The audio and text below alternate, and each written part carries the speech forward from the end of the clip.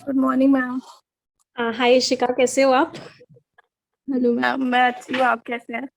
मैं भी बहुत अच्छी हूँ। सबसे पहले अब बहुत बहुत बड़ा कॉन्ग्रेचुलेशंस आपको। Thank you ma'am, thank you very much. देखा, बहुत अच्छा लगा। आई am very happy for you. और थैंक यू मैम। लिए अपने पेरेंट्स की रिजल्ट के बाद। Yes ma'am. सब बहुत खुश है घर पे। बहुत बहुत अच्छी बात है। और कौन सा अटेम्प्ट था आपका बेटा ये? ये फर्स्ट अटेम्प्ट था एसबीआई पीओ का। अटेम्प्ट था, ग्रेट। और कब यस से मैम। प्रिपरेशन कर रहे हो आप? मैम मैं लास्ट ईयर 2020 में से मैंने अक्टूबर से स्टार्ट कर दी थी प्रिपरेशन। बट मैंने आपका परफेक्शन बैच वैसे मई से ही ज्वाइन किया। मई से स्टार्ट किया था। मई लास्ट ईयर से। बहुत अच्छा। और सब खुश होंगे घर पे बहुत। यस मैम, बहुत खुश है। क्या फीलिंग थी जब जब कल रिजल्ट देखा? मतलब वो खुशी के आंसू ही निकल गए थे जब मैंने रिजल्ट देखा। मतलब यकीन ही नहीं हो रहा था। मैं तो बहुत बार अपना नंबर बार बार चेक किया कि मेरा ही है, मेरा ही है। तब यकीन हुआ कि हाँ, हो गया है सारे सिलेक्शन एस्पिरेंट्स के फाइनली। साथ ही होता है, बार बार मतलब विश्वास नहीं होता एक बार जब रिजल्ट आता है ना। आप हालांकि कहीं हम कुछ गलती तो नहीं कर रहे देखने में, तो यही हो रहा था। बहुत प्राउड फील बट कराया है आपने। And thank you for that. बहुत अच्छा लगा। अच्छा, अब थैंक आपसे यू। ना एक चीज है, मुझे मुझे एक चीज रिक्वेस्ट करनी है। इस वीडियो में हम ये वीडियो ना सारे एस्पिरेंट्स को शेयर करेंगे, क्योंकि बहुत सारे एस्पिरेंट्स हैं जो जानना चाहेंगे आपसे कि आपकी क्या स्ट्रैटेजी थी, आपने कैसे कैसे तैयारी की, क्या एसबीआई पीओ में फर्स्ट अटेम्प्ट में सिलेक्शन हो सकता है या नहीं हो सकता, कहाँ कहाँ लूप होल्स होते हैं, कहाँ कहाँ कमियां रह जाती हैं। तो मैं आपको रिक्वेस्ट करूंगी कि आप सभी चीजें इस सेशन में मुझे बताएं, जिससे कि सारे एस्पिरेंट्स आपको सुन सके और आपसे मोटिवेट हो सके। मतलब आपने एक एग्जाम्पल सेट किया है सभी के लिए, और सब लोग आपकी स्ट्रैटेजीज को अच्छे से एनालाइज करके उनको फॉलो भी कर सके। Okay ma'am. तो मैंने स्टार्ट करा था लास्ट 2020 में अक्टूबर से। तो पहले मैंने अपना बेस स्ट्रॉन्ग किया। जैसे मैंने इंग्लिश में पहले ग्रामर अपनी स्ट्रॉन्ग की, मैथ्स के सारे बेसिक कॉन्सेप्ट्स और रीजनिंग के। फिर जो सबसे बड़ा चीज था, फैक्टर था, वो मॉक्स ही था। मतलब मॉक्स मैंने रोज ही दी ऑलमोस्ट अपने प्रिपरेशन टाइम में। मतलब हर दिन एटलीस्ट एक मॉक तो मैं देती थी। उससे मेरी स्पीड बहुत इम्प्रूव हुई। और जैसे मेरा मैथ्स पहले बहुत वीक हुआ करता था, तो मैंने उसका सेक्शनल मार्क्स देने शुरू करे। जैसे प्री के में थोड़ी स्पीड कम थी मैथ्स की, तो मैंने उसके सेक्शनल दिए। तो उससे स्पीड बहुत इम्प्रूव। तो जो मेन चीज है जो हेल्प करती है वो मार्क्स की है। अच्छा, दो तीन चीजें मैं आपसे पूछना चाहूंगी, बहुत सारे बच्चों के जो यस डाउट मैम। होते हैं। पहला डाउट बच्चों का ये होता है कि क्या सिर्फ इंग्लिश रीडिंग से हो सकती है या उसमें एक्स्ट्रा मेहनत करने की जरूरत होती है? मैम मेरे को तो नहीं लगता कि सिर्फ रीडिंग से काम हो जाएगा। मतलब क्लासेस लेना बहुत जरूरी है। क्लासेस नहीं तो कहीं से भी प्रैक्टिस करनी तो बहुत ही जरूरी है। तो मतलब रीडिंग भी करनी है, एडिटोरियल वगैरह से काफी हेल्प मिल जाती है, लेकिन उसके साथ साथ क्वेश्चंस प्रैक्टिस करने, मॉक्स देने इक्वली इम्पोर्टेंट है।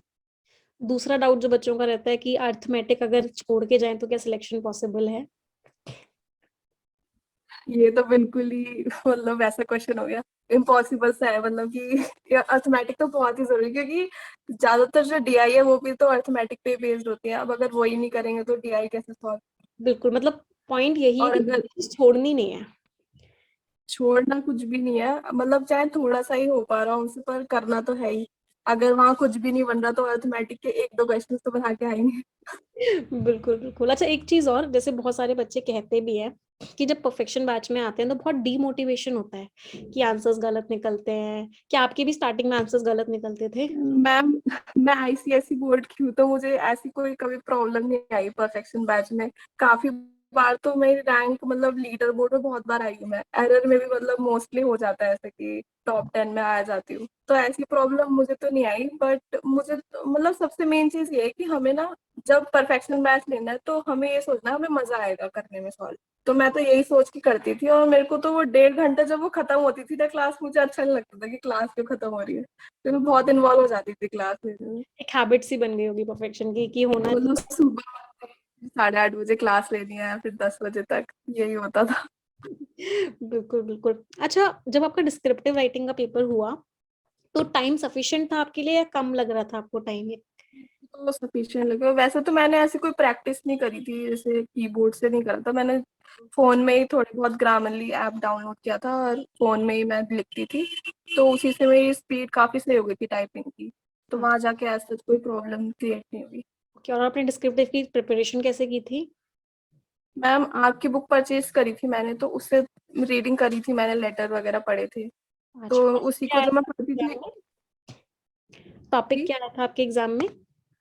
वो कुछ स्पोर्ट्स पर्सनालिटी से रिलेटेड था कि उनकी डेथ हो गई है, तो हमें उसके बारे में न्यूज़पेपर में लिखना है, तो उससे रिलेटेड था। अच्छा, और और मुझे क्या टॉपिक था? तो मुझे याद ही नहीं आ रहा। अच्छा, आपने फॉर्मल लेटर सेलेक्ट किया था या इनफॉर्मल किया था, ये याद है? फॉर्मल फॉर्मल था, फॉर्मल लेटर था। फॉर्मेट सारा सही फॉलो किया था, फॉर्मेट के सबसे ज्यादा हाँ, मार्क्स होते फॉर्मेट तो ढंग से पढ़ के गई थी। हैं। ओके। और इंटरव्यू का एक्सपीरियंस कैसा था आपका? इंटरव्यू आपका इंग्लिश में हुआ था या हिंदी में हुआ था? इंग्लिश में ही दिया था इंटरव्यू तो मैंने, मेरा दिल्ली में था 15 फरवरी को, 5 मेंबर्स थे पैनल में। मतलब वो जो नर्वसनेस होती है ना, जब वो गेट के बाहर खड़े होते हैं, बस वहीं तक होती है नर्वसनेस, अंदर जब चले जाते हैं ना तो मतलब बिल्कुल नॉर्मल लगता है वहां जाके। हाँ, मतलब वहां जाके बस ये नहीं करना हमें कि उन्हें शो नहीं करना कि बिल्कुल हमारा कॉन्फिडेंस लो हो रहा है या कुछ भी, क्योंकि इंसान ही तो है वो, क्या कर लेंगे अगर हमने कुछ गलत भी बता दिया तो कुछ होगा थोड़ी। सही बात है। आपके क्वेश्चंस किस तरीके से थे? कुछ क्वेश्चन याद आ रहा है आपको इंटरव्यू का कि इस तरह का क्वेश्चन? सिचुएशन बेस्ड थे मेरे ज्यादा, मतलब बैंकिंग से रिलेटेड इतना डीप नहीं पूछा। पर ये था जैसे एसबीआई और पीएनबी में क्या डिफरेंस है, आपका अकाउंट कौन से बैंक में है। और मेरे हॉबी में मैंने लिखा था कि मेरे को वॉक, मतलब मैं वॉक करती हूँ अक्सर, मतलब मुझे वॉक करना पसंद है। तो हाँ। पूछ रहे थे कि बैंक में आ जाओगे तो तब मतलब किसी भी टाइम वॉक करने चले जाओगे, तो इस टाइप के क्वेश्चन पूछ रहे थे। अच्छा, मतलब यही थे। बैंकिंग अवेयरनेस के क्वेश्चंस कम थे, सिचुएशंस हाँ बेस्ड और आपके इंट्रोडक्शन से ज्यादा क्वेश्चंस थे। जी जी। और वो पूछा था कि इवनिंग वॉक ज्यादा अच्छी है या मॉर्निंग वॉक, अच्छा, मतलब वॉक ये आप पूछा। हॉबी से बहुत सारे क्वेश्चंस पूछे थे। जी जी। ओके। और रीजनिंग में आपने क्या स्ट्रैटेजी, अच्छा पहले तो मुझे लगा पूरा दिन कैसे डिवोट करते थे, कैसे पढ़ाई करते थे पूरे दिन में, कितना कितना किसको देते थे? मैम मेरा जो मैक्सिमम टाइम रहता था, मतलब मेरा टारगेट ये रहता था 7 to 8 आवर्स मुझे पढ़ना है।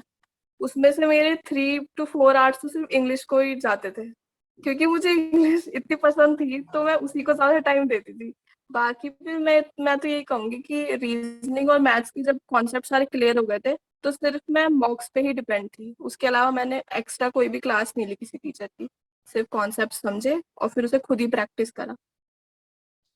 और और दिन का जनरल ये था कि अवेयरनेस, जनरल। जनरल अवेयरनेस वो सब यूट्यूब से पढ़ती थी मैं।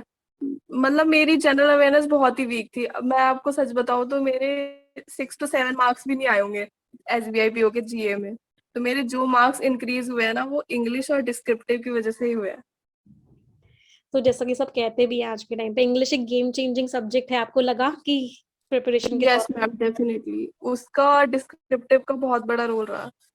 मेरे 120.62 मार्क्स आए, इतने तो मैंने एक्सपेक्ट भी नहीं किए थे कि विदाउट जीए मैं इतने स्कोर कर पाऊंगी। तो सिर्फ इंग्लिश और डिस्क्रिप्टिव इसी के वजह से हुए हैं। ओके। कोई चीज जो आप कहना चाहोगे एस्पिरेंट्स को?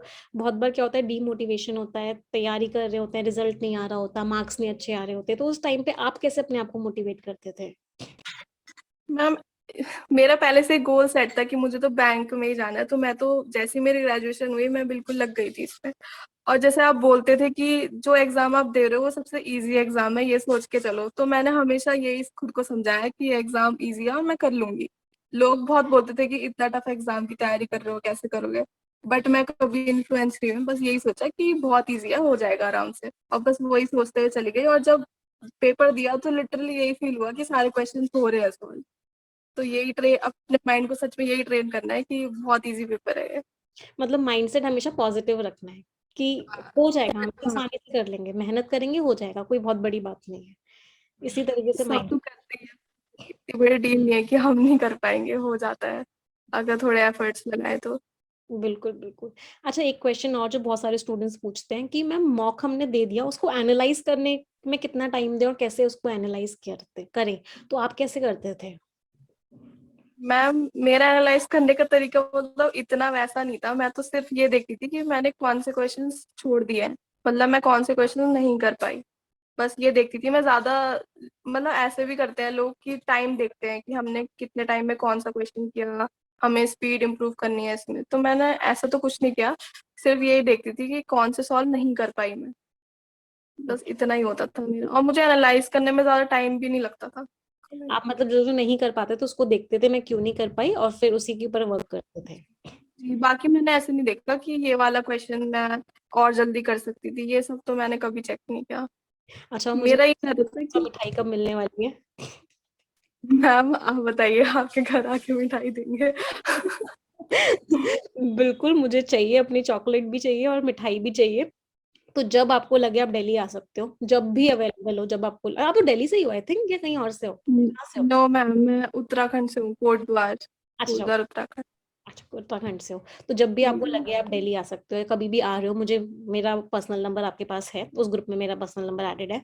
तो मुझे कभी भी कांटेक्ट करना, कॉल करना कि मैम मैं आ जा रही हूँ, मेरी जिम्मेदारी है, मैं टाइम निकालूंगी एंड हम मिलेंगे। और मुझे मेरी चॉकलेट और मिठाई बहुत प्यारी है, तो वो मुझे जल्दी से जल्दी चाहिए। Excited to meet you. Same believe नहीं हो रहा, आपसे रोज पढ़ती थी और आज आपके साथ ऐसी बात हो रही है। सेम हियर, मैं भी बहुत एक्साइटेड हूँ आपसे मिलने के लिए। और अब आगे के क्या प्लान्स हैं आपके? एसबीआई? मैम बस अब जल्दी से ज्वाइनिंग हो जाए, फिर मेरा ये है कि आरबीआई ग्रेड बी की प्रिपरेशन करूंगी। हाँ, वही चीज कि अब आगे रुकना नहीं है, एक यस सक्सेस मैम। मिली है, अब नेक्स्ट सक्सेस को टारगेट करना है और आगे बढ़ते चले जाना है लाइफ में। Yes ma'am. सारे अपने ड्रीम्स पूरे करने हैं, सारे अपने गोल्स पूरे करने हैं, और एकदम स्पीड के साथ आगे बढ़ना है, पीछे नहीं रुकना, अब रुकना भी नहीं है, पीछे मुड़ना भी नहीं है। Yes ma'am. यस, चलिए बेटा, yes. God bless you and all thank you the ma'am. Best for all your exams, जितने भी आप आगे दोगे। And thanks a lot ma'am. I wish कि आपकी आगे की जिंदगी बहुत अच्छी रहे। एंड मुझसे सारे अचीवमेंट्स अपने शेयर करना, बहुत अच्छा लगता है जब मैं अपने यस अचीवमेंट्स देखती हूँ, पढ़ती हूँ। मतलब आई फील कि हाँ, मतलब बहुत, एक बहुत पॉजिटिव फीलिंग आती है। तो मुझसे शेयर करना, जब आपको सैलरी मिले, जब आपका फर्स्ट डे हो बैंक यस। में, जब आपको कुछ अवार्ड्स मिले, जब आपकी ट्रेनिंग हो, तो मेरे साथ फोटोज और चीजें सारी शेयर करना, ठीक है? Yes ma'am. एंड जब भी दिल्ली आप आ सको, आओ और मिलना जरूर। Okay ma'am. एक लास्ट लाइन हमारे एस्पिरेंट्स के लिए, एक लास्ट लाइन, कुछ भी जो आपको लगता है, जो आपकी जर्नी में आपके साथ हमेशा थी। I would only say that don't ever lose hope and work wholeheartedly for whatever you want to do in your life, and that's it. And think that this is the easiest exam that I am giving right now. Thank you. सभी aspirants आपको देखने के लिए बहुत excited हैं, आपकी बातें सुनने के लिए। और आज रात को जूम कॉल भी है जहाँ पे मैं सबके साथ बात करने वाली हूँ एक साथ, तो उसको भी ज्वाइन जरूर कीजिएगा, Okay, ठीक है? ma'am, sure. And I am very proud of you. Thank you, ma'am.